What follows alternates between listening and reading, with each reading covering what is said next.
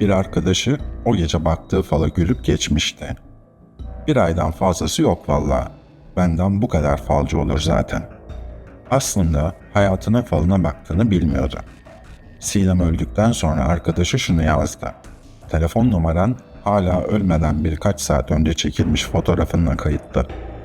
Bu dosya sadece bir ölümün değil, 15 yıllık bir sorunun kaydıdır. Soru şu, Nazlı Sinem Erköseoğlu 8. kattan atladı mı yoksa atıldı mı?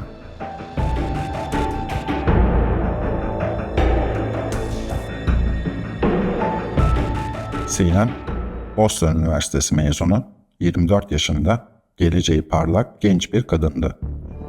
Ailesinin maddi durumu iyiydi. Yurt dışında okumanın ve geniş bir aile çevresinde büyümenin getirdiği imkanlar içinde yaşamıştı. Boston'dan döndükten sonra annesi ve anne tarafıyla son derece yakın bir hayat sürüyordu. Her gün toplanılan, sıkı bağların olduğu geniş bir aileydi bu. Babasıyla arası ise annesiyle boşanmasından bu yana kopuktu. Bu bir zorunluluk değil, bir seçimdi. 25 Eylül 2010 gecesi babasının düğününe gitmemesi garip değildi. Pek çok insan zamanla anne ya da babasından biriyle bağını koparabilir. Bu durum bir ruhsal çöküşün göstergesi sayılamaz. Ailesinin maddi desteğiyle yaşaması da öyle. Varlıklı bir ailenin 24 yaşındaki kızına destek olması normaldir. Sinem gelecek planları yapan biriydi. Gülmesini biliyordu. Arkadaşları çoktu. Bu tablo sonradan mahkeme kararlarına çok farklı şekilde geçecekti.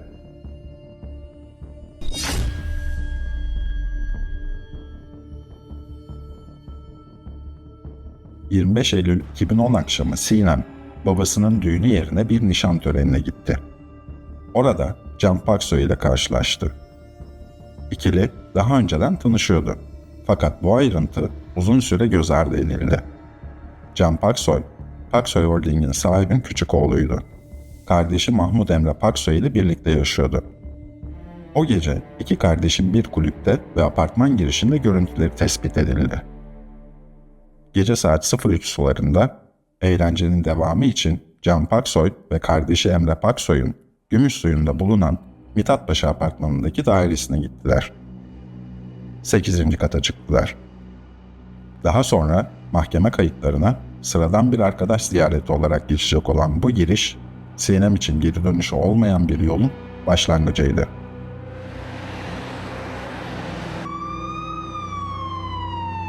Güneş doğduğunda, Gümüşsuyu'nun o gri sabahında Sinem odada yoktu. Sinem, binanın havalandırma boşluğunda beton zeminde cansız yatıyordu. Can Paksoy'un anlattığı şuydu. Sinem ile yakınlaştık. Sonra yorgunluktan sızıp kaldım. Annemin aramasıyla uyandım ama Sinem odada yoktu. Paksoy kardeşlerin savunması intihar üzerineydi. Sinem kendi isteğiyle atlamıştı. Ancak HTS kayıtları bu beyanı doğrulamadı. Can Paksoy'un telefonu olay saatlerinde aktifti.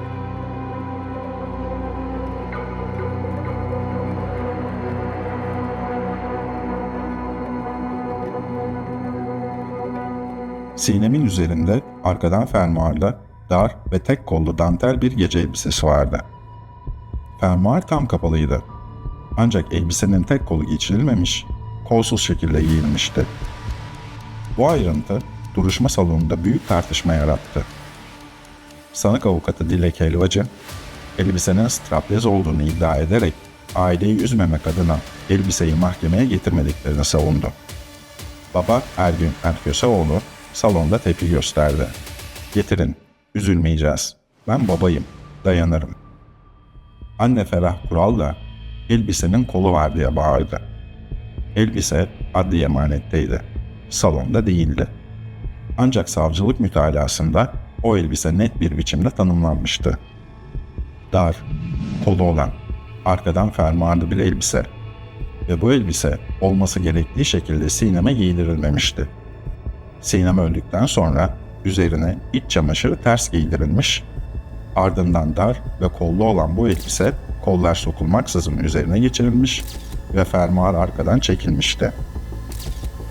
Tüm bunlar intihar algısı yaratmak için yapılmıştı. Yargıtay Cumhuriyet Başsavcılığı da fermuarın tek başına kapatılıp kapatılamayacağının araştırılmamasını yasaya aykırı buldu.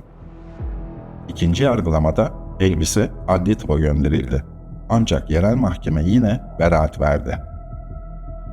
Otopsi raporu başka bir bulgu daha ortaya koydu. Sinem'in iç çamaşırı ters giydirilmişti. Savcılık bu tek ayrıntıyı kamufle etme girişimi olarak tanımladı. Bu, ölümden sonra birinin Sinem'i aceleyle giydirdiğine işaretti. Sinem'in atladığı iddia edilen pencere yerden 76 santim yükseklikteydi. 1.71 boyundaki Sinem'in bu pencereden geçip aşağıya atlayabilmesi için pencere kenarına tutunması gerekiyordu. Ancak kriminal inceleme sonucunda pencerede Sinem'e ait tek bir iz bulunamadı. Penceredeki 8 parmak izinin tamamı ağabey Mahmut Emre Paksoy'a aitti. Sinem'in başının arkasında 6x8 boyutunda bir ekimoz vardı. Adli tıp raporu bunu düşme bulgularıyla uyumsuz buldu. Sinem yüzüstü düşmüştü. Kafa arkasındaki bu travma yüzüstü düşen birinin beklenen yaralanma tablosuyla örtüşmüyordu. Savcılık mütalasına göre Sinem aşağı atılmadan önce kafasına sert bir darbe almıştı. 8. kattaki çıkıntılarda ise herhangi bir kan veya doku izine rastlanmamıştı. Babaya göre bu darbe saldırıdan kaçan Sinem'in düşüp kafasını mobilyaya çarpmasıyla gerçekleşmişti. Sinem'in vücudunda ve sütyeninde Can Paksoy'a ait ve yalnızca erkeklerde bulunan Y-STR DNA profiline rastlandı. Yani bulgu sanık ile aynı soy ağacındaki bir erkeğe aitti. Savcılık bunu yakınlaşmadık diyen sanığın yalanını çürüten bir delil olarak sundu. 4 Aralık 2014 tarihinde mahkeme şüpheden uzak yeterli delil yok diyerek sanıklar Can ve Emre Paksoy hakkında ilk beraat kararını verdi. Ancak kararın gerekçesi bir mahkeme metninden ziyade bir toplumsal yargılama gibiydi. Mahkeme, Sinem'in yeni tanıştığı bir erkekle alkol alıp eve gitmesi, reddedilme ihtimali karşısında kapılabileceği negatif ruh hali, yurt dışında eğitim görmüş olması, anne babasının ayrı olması gibi kişisel detayları intihar ihtimalini güçlendiren unsurlar olarak sundu. Bir kadının yaşam tarzı, onun ölümündeki şüpheleri örtmek için bir kalkan olarak kullanılmıştı. Yargıtay 1. Ceza Dairesi bu kararı 23 Mayıs 2018'de Aile ve Sosyal Politikalar Bakanlığı'nın davadan haberdar edilmemesi gibi usul eksiklikleri nedeniyle bozsa da aile için adalet hala çok uzaktı. Baba Ergün Erköseoğlu, 2020 yılındaki duruşmada heyetin gözlerinin içine bakarak "Eğer kızım intihar ettiyse sanıklar o gün cenazede benim yanımda olurdu. Ergün amca, maalesef Sinem'i kurtaramadık" derdi. "Aile de yanımızda olurdu. Bugün burada olurlardı. Hiç kimse yok" dedi. Anne Ferah Kural, duruşma çıkışlarında yaptığı her açıklamada maddi gerçeği istediğine aykırıdı. Babalarının pırlanta oğulları bugün burada yok. Babalarının pırlanta oğulları bu suçun cezasını çekecekler. Mahkemenin 2020 yılındaki yargılamasında gelen beraat gerekçesi daha da ağırdı.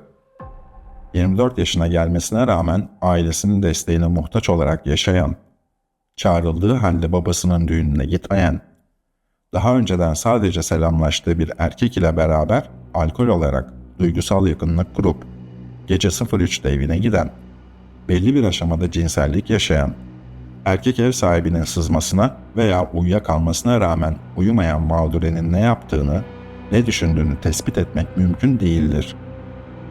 Maktulenin Can ile birlikte olmak için çıkardığı iç çamaşırı kendisinin giymesi ve hayatta yaşadığı olumsuzlukların etkisiyle atlamış olma ihtimalinin de varlığını bu davada düşünmek gerekmektedir.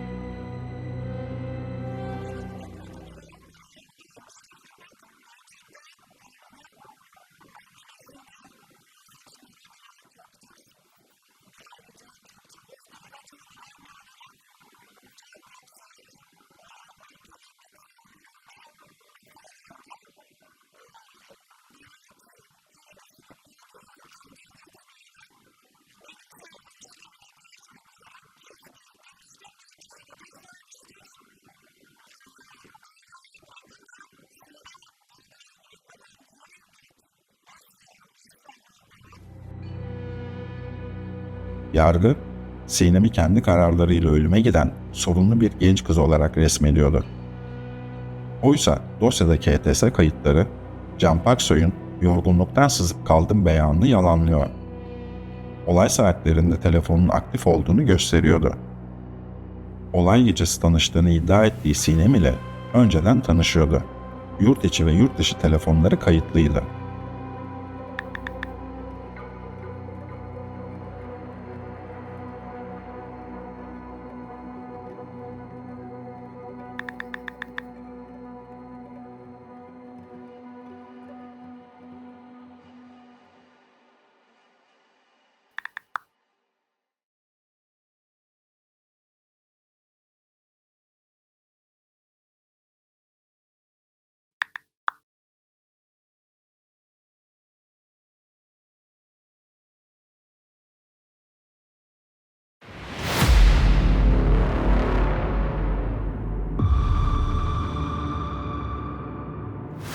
Yargıtay 1. Ceza Dairesi 2023'te beraat kararını bozarak Can Paksoy için müebbet hapis istedi.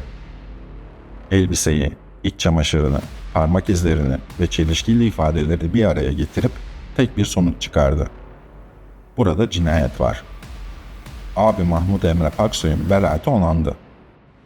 Ancak Can Paksoy hakkındaki düğüm çözülmedi. Mahkeme, Can Paksoy için Mart 2024'te 3. kez beraat kararı verdi. Can Paksoy, niye öldüreyim dediği savunmasının ardından duruşmayı izleyen ağabeyiyle birlikte kol kola adliyeden ayrıldı. Oysa davanın karanlık bir gece yarısı daha vardı. 2020 yılında savcı mütalasını açıklayıp müebbet istediği o gece saat 23.25'te bir uçak Sofya'ya havalandı. Can Paksoy o uçaktaydı. Avukat Efe Özdemir bunun bir kaçış olduğunu savundu. Paksoy ise 2024'te ancak zorla getirilme kararıyla geldiği kürsüde kaçmadım, kaçmayacağım, 14 yıldır bu lekeyle yaşıyorum diyecekti. Mahkeme salonunda Paksoy Holding veliahtı olmadığını ve linç edildiğini anlatırken salonun dışında bir babanın elinde sadece kızının mezar taşı fotoğrafları kalmıştı. Kararın ardından sanık avukatı Köksal Bayraktar'ın ağzından dökülen şu cümle tarihe geçti. İki genç arasında meydana gelen basit bir olay bu kadar büyütüldü.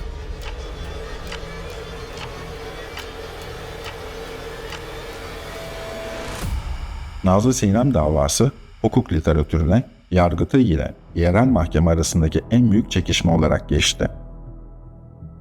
Birinci bozma usul eksiklikleri nedeniyle gerçekleşti. İkinci bozmada Yargıtay, burada cinayet var, deliller karartılmış dedi. Buna rağmen yerel mahkeme yine beraat verdi. Üçüncü bozma kararı ise Mayıs 2025'te geldi. İstanbul 19. Ağır Ceza Mahkemesi'nin ısrarlı beraat kararı, Yargıtay 1. Ceza Dairesi tarafından bir kez daha hukuka aykırı bulundu. Dosya bugün Mayıs 2025 tarihindeki son bozma ile Türk hukukunun en yüksek kürsüsünde, Yargıtay Ceza Genel Kurulu'nda. Bu davanın final sahnesi. Eğer genel kurul yerel mahkemenin direncini haksız bulursa Can Paksoy için hapishane kapıları açılacak. Eğer haklı bulursa 15 yıllık bu trajedi sonsuza dek kapanacak. Ve Nazlı Sinem Erköseoğlu'nun ölümü sebebi anlaşılamayan bir intihar notuyla tozlu raflara kaldırılacak. Adalet 15 yılın ardından son sözünü söylemek üzere.